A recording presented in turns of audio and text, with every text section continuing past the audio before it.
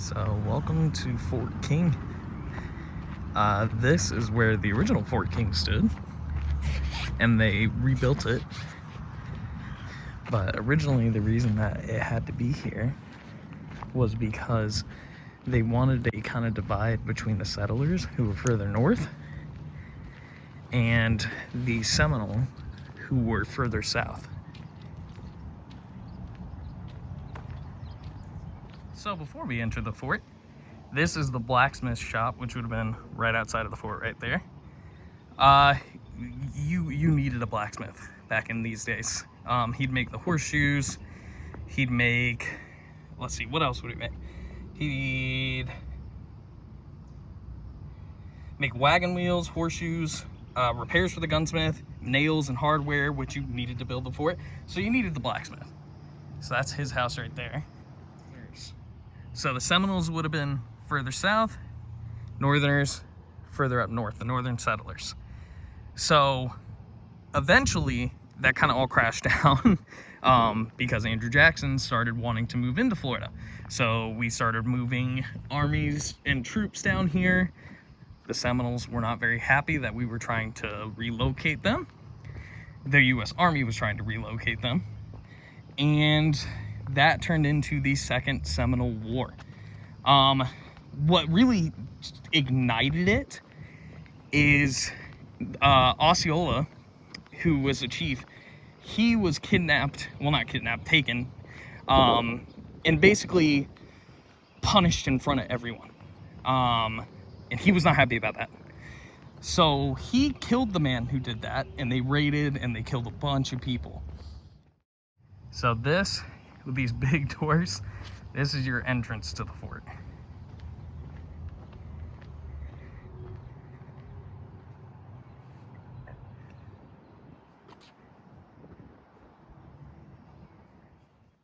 So a little bit of the history on Fort King. The fort was commissioned in 1827 by Colonel William King, hence the name.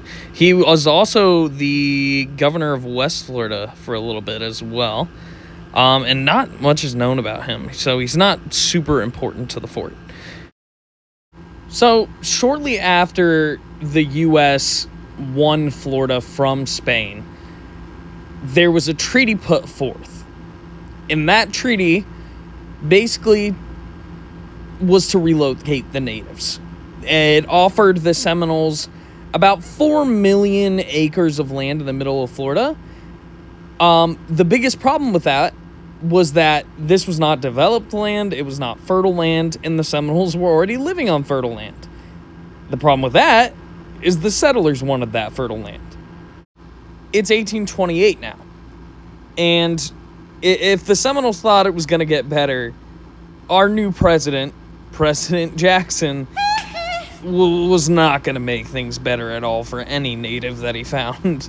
The Seminoles got a new treaty. This was called Payne's Treaty. And the Seminoles were allowed to go to a specific area of land. They were going to send a couple of people, a couple of the natives there, and the natives could decide if they wanted to stay on the 4 million acres that they currently were on, or if they were going to go to this new spot. After a little bit of time, they came back, and the U.S. side said, great. They've chosen this. It's great. They're going to move to this new spot. Meanwhile, the Seminoles said, no, we were forced to sign this treaty. We don't want to move to the new spot. And the solution was basically the U.S. government saying you're moving to the new spot, and that's all that's going to happen. This is when General Wiley Thompson comes into play. Yeah, that guy. General Wiley Thompson was an Indian removal agent. Now, back in the day, what that would have meant would be they were trying to make deals with the natives, or they were trying to figure out a way to make the settlers and the natives live together. Not under Andrew Jackson. Under him, it was very much so the natives are getting out no matter what. They're leaving, which is how we got the Indian Removal Act, which is how we got the Trail of Tears. Andrew Jackson was not a great guy. In 1837, the fort would actually be rebuilt. And the reason it was rebuilt is because of growing hostilities between the settlers and the natives. So it was built more to be a genuine fort rather than a gathering place where there might be discussions held. I'll go over some of more of the history of the fort later. And there's a little trail here that you can go on that I'm gonna walk here in a second.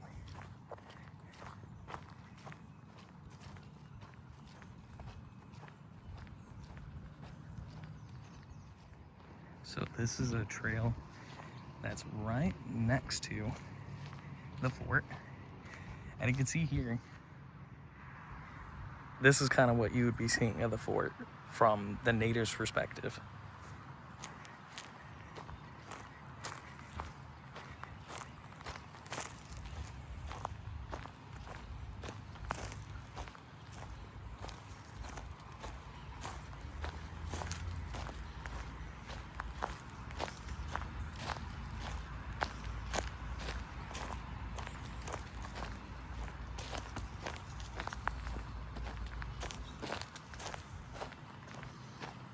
So yeah, you can literally see the fort there.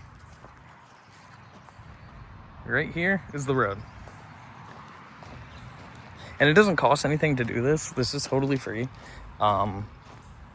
They have a center and a little museum that's open on Saturdays and Fridays.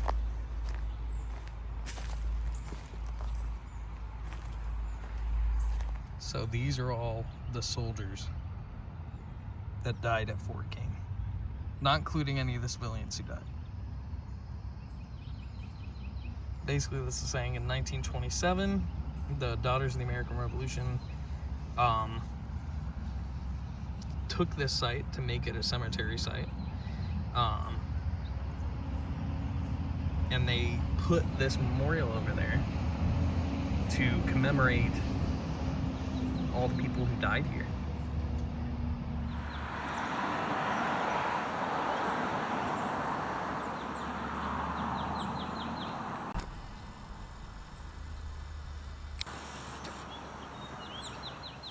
I mean,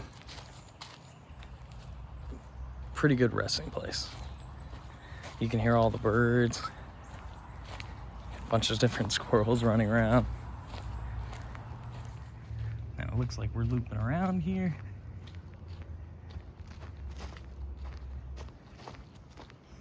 And it's a very well-maintained path. The nice thing here is nobody's trying to diminish the history of this place. The natives were forced to relocate. That's the plain and simple of it. There wasn't anything kind about it. Chief Osceola was understandably very unhappy with the deal that had been made.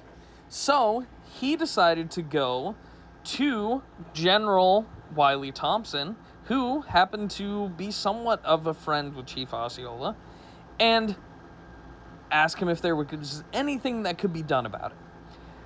General Wiley Thompson, in a very friendly way, locked up Chief Osceola and made him pay his way out. And that was kind of setting fire to the kettle.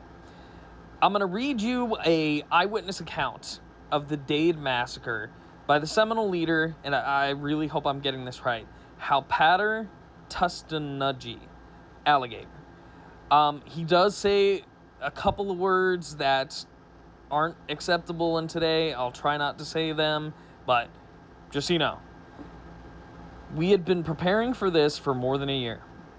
Though promises had been made to assemble on the 1st of January, it was not to leave the country, but to fight for it. In council, it was determined to strike a decided blow about this time. Our agent at Fort King had put irons on our men and said we must go. Osceola said he was a friend. He would see to him. It was determined that he should attack Fort King in order to reach General Thompson, then return to the Wahoo Swamp and participate in the assault mediated upon the soldiers coming from Fort Brooke, as the Negroes there had reported that 2 companies were preparing to march. He was detained longer than we anticipated. The troops were 3 days on their march and approaching the swamp. Here, we thought it best to assail them, and should we be defeated, the swamp would be a safe place of our retreat.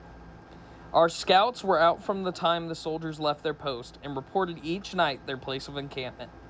It was our intention to attack them on the third night, but the absence of Osceola and Micanopy prevented it. On the arrival of the latter, it was agreed not to wait for Osceola, as the favorable moment would pass. Micanopy was timid and urged delay. Jumper earnestly opposed it, and reproached the old chief for his indecision. He addressed the Indians and requested those who had faint hearts to remain behind. He was going when Micanopy said he was ready. Just as the day was breaking, we moved out of the swamp into the pine barren. I counted, by direction of Jumper, 180 warriors. Upon approaching the road, each man chose his position on the west side. Opposite on the east side, there was a pond. Every warrior was protected by a tree, or secreted in the high palmettos. About 9 o'clock in the morning, the command approached. In advance, some distance, was an officer on a horse, who Micanopy said was the captain. He knew him personally. Had been his friend in Tampa. So, soon as all the soldiers were opposite between us and the pond, perhaps 20 yards off, Jumper gave the whoop, Micanopy fired the first rifle, the signal agreed upon, when every Indian rose and fired, which laid upon the ground dead, more than half of the white men. The cannon was discharged several times, but the men who loaded it were shot down as soon as the smoke cleared away. The balls passed far over their heads. The soldiers shouted and whooped, and the officers shook their swords and swore. There was a little man, a great brave, who shook his sword at the soldiers and said, "GD." No riffle ball could hit him. As we were returning to the swamp, supposing all were dead, an Indian came up and said the white men were building a fort of logs. Jumper and myself with 10 warriors returned. As we approached, we saw 6 men behind 2 logs placed one above another with the cannon a short distance off. This they discharged at us several times, but we avoided it by dodging behind trees just as they applied the fire. We soon came near as the balls went over us. They had guns, but no powder. We looked in the boxes afterward and found they were empty. When I got inside the log pen, there were 3 men who were alive, whom the Negroes put to death. After a conversation in English, there was a brave man in the pen. He would not give up. He seized an Indian, Jumper's cousin, took away his rifle, and with one blow, he killed him. Then ran some distance up the road. But 2 Indians on horseback overtook him, who, afraid to approach, stood at distance and shot him down. The firing had ceased, and when all was quiet, we returned to the swamp about noon. We left many people upon the ground looking at the dead men. 3 warriors were killed, and 5 wounded. With the drought, I know this is kind of off topic with the fort, but if you have an AI data center that's coming to your town, city, state, please fight against it. Yes, some of them do recycle their water, but a lot of them don't. And in Florida right now, especially right now, we are in a drought and we have no water to give. So sign the petitions, message your government. Don't let them do stuff like this to us. Now that I've given you the account from the Seminole, let me give you a different account about how General Wiley Thompson was murdered. This is from Lieutenant Joseph W. Harris. Sir, I have the honor to report to you my arrival at this post, which I reached on the evening of the 28th instant, having been delayed by unavoidable detainers upon the road several days beyond the time I fixed upon for the accomplishment of my journey.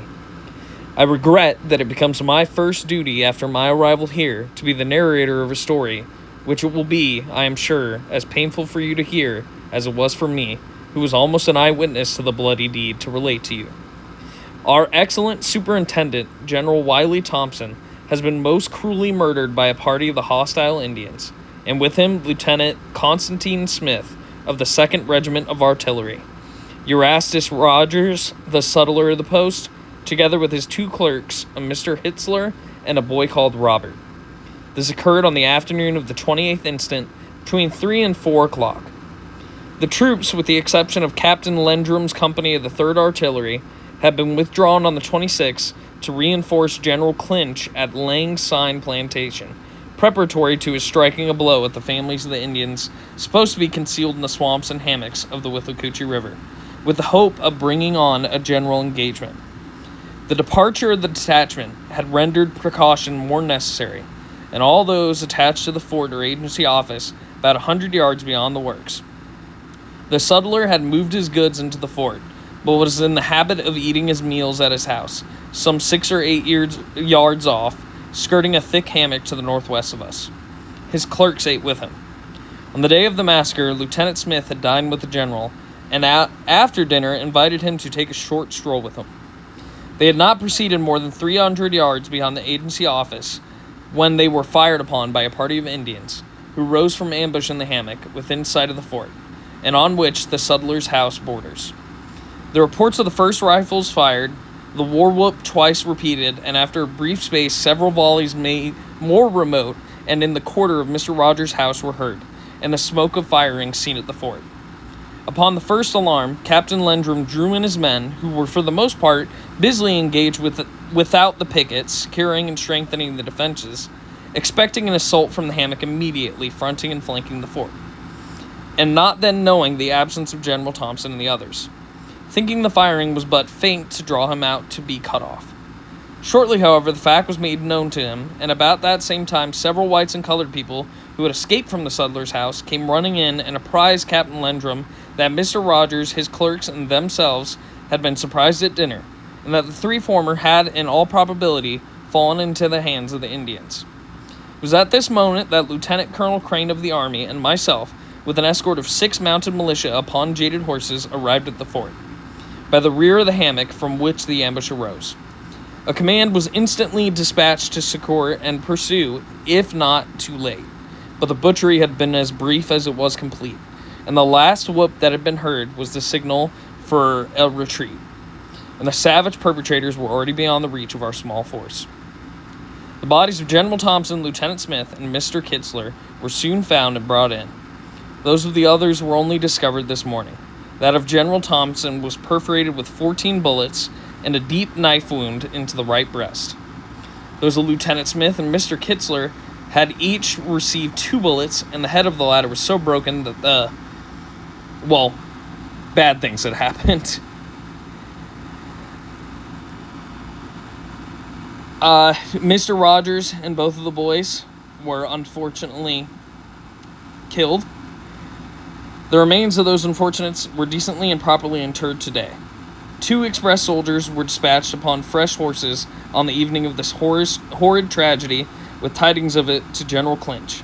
But from our not hearing from him or them, we are apprehensive that they were cut off.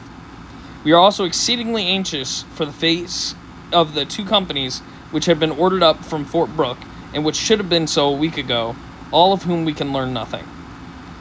Our communication with Tampa is cut off. I am apprehensive that the hostiles' disposition is a very general one. All the upper Indians, with but a few exceptions, who were friendly since the Council of April last, have gone over to the war party. We are told that Micanopy, the head chief, is opposed to hostile measures, though still objecting to emigrate, and has ordered all of his people to remain neutral. Upon this statement, I have no reliance. There may be in all from 500 to 600 people in the nation who will consent to remove peaceably. I hear that there are from 300 to 500 already assembled at Tampa Bay. The rest will fight and must be whipped first. I regret exceedingly, sir, to be the bearer of such unwelcome and melancholy tidings to you, and wish in my heart that the interest of your department could wear a more promising aspect in this quarter.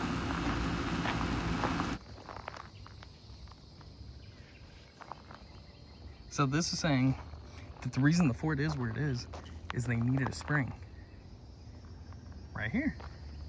They needed a spring to get water from. So without this, that fort can't exist. And you can see how low this spring is right now.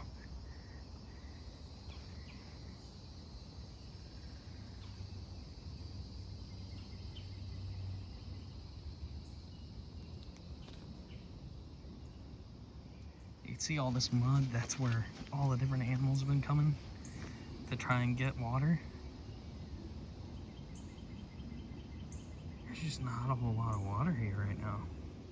You can see how much the Florida holly grows. It is all over.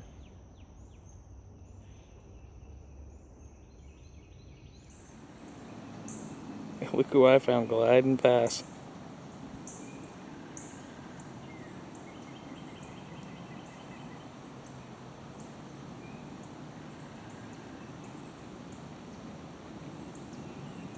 That's one thing about Florida. If it has water, there's more than likely a gator in it. Check him out. I don't know if he's gonna come up on land or not. I really hope he does. That'd be cool.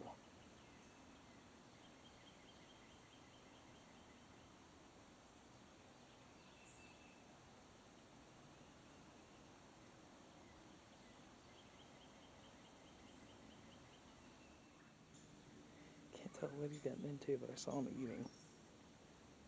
Let me try to bend down a little bit.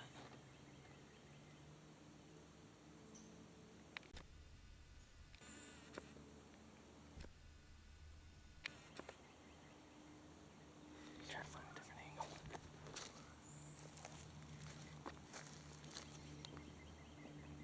Oh, that's perfect.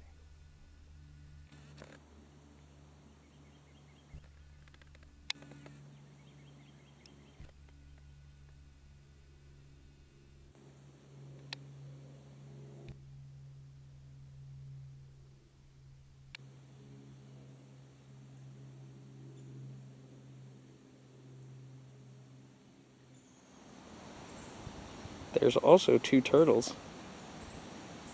I shall call them Clarkson and Hammond. Yes!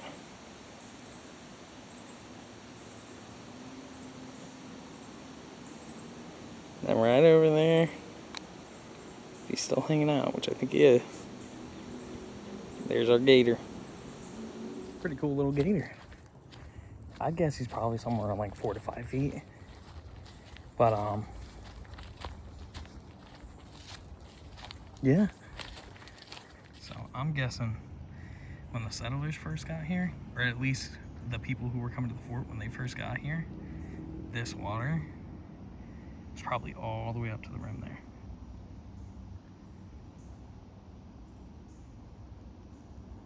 So the government wanted this fort to be self-sufficient. So they had them gardening. And they're still doing it today. They're uptaking the gardens. You can see what they planted and everything. But yeah, so this would have been the gardens where they were trying to keep the food. Didn't really work out the way they wanted it to. Clearly there was a point where the fort had to be abandoned. But right there is a museum. Open on Fridays and Saturdays. So not today, on a Thursday.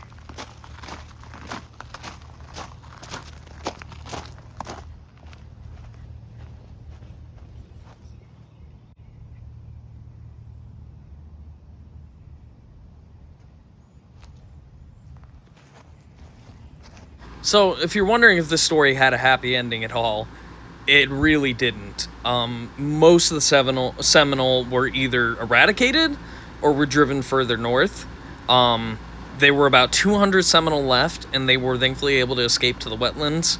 And the descendants of the Seminole that we see today are the ones in Florida. At least the descendants of those Seminoles that were able to stay. And what was left of the fort, the original fort, was given to the different townspeople so that they could build new things with it. Thankfully today, it's been rebuilt to the exact scale that it used to be, with the permission of the Seminole tribe, so we can see what this place used to look like. Oh, that's cool. So it's called a chickee, which is the word the Seminoles use for house. They said every 10 years this has to be rethatched. But this is kind of the way the Seminoles would build their houses. I guess they would live up top here. That's where all their bedding and everything would be. And they built this with the support of the Seminole tribe of Florida. So we'll see. I don't know if they did. Yeah, they didn't put anything on the inside here. But up here, that would be like bedroom.